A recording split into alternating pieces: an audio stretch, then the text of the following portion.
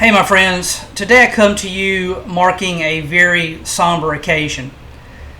11 years ago, a young lady by the name of Emily Anna Asbel, 19 years old, from Clinton, South Carolina, was strangled to death by her boyfriend with a USB power cord in the front seat of a car.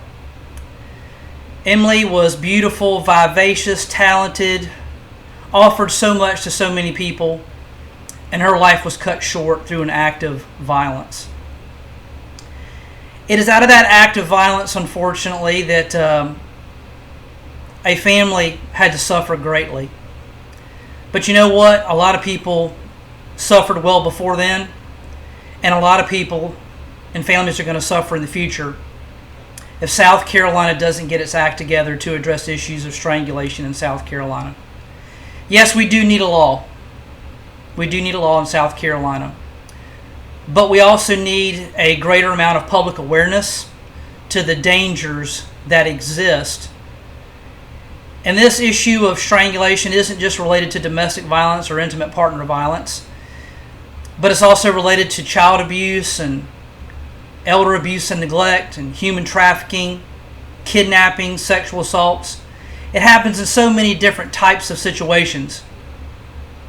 And so on this day of remembrance, I hope that this encourages you and empowers you to act, not just for yourself, because I know many of you have suffered with these type of situations, but many of you also know people that have suffered, your friends, your family, that you've seen this happen to.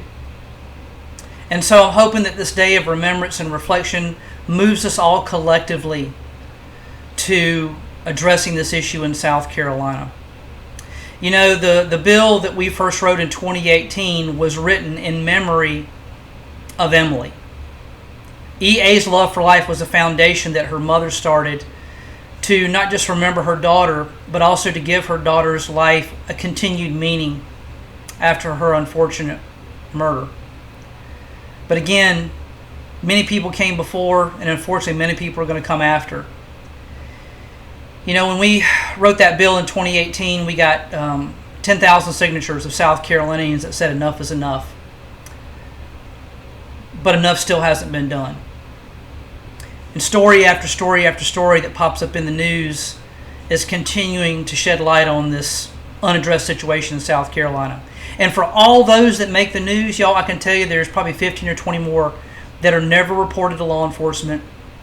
Individuals never get to the hospitals, don't meet with victim advocates, and suffer in silence. And some of you are suffering in silence. So I also hope that our movement here in South Carolina through our group Facebook page, I encourage you also to go to the Emily Anna Asbel Memorial page.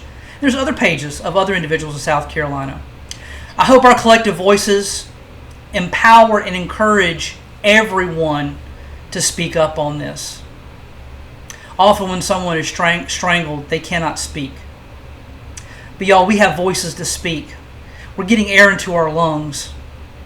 Our brains have the oxygen that we need. We got to do something. We got to say something. So I'm hoping on this day of remembrance, that's exactly what we do.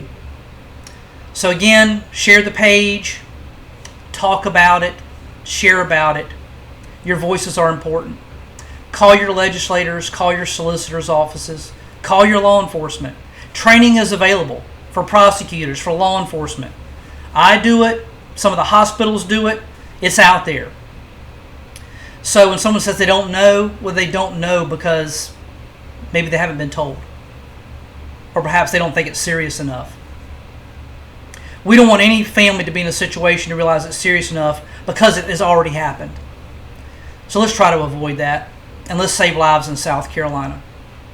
Thank you for this time of reflection and remembrance. And again, I hope this encourages you and collectively for us to move forward and speak up and speak out. I hope you all have a wonderful weekend and stay safe. Take care.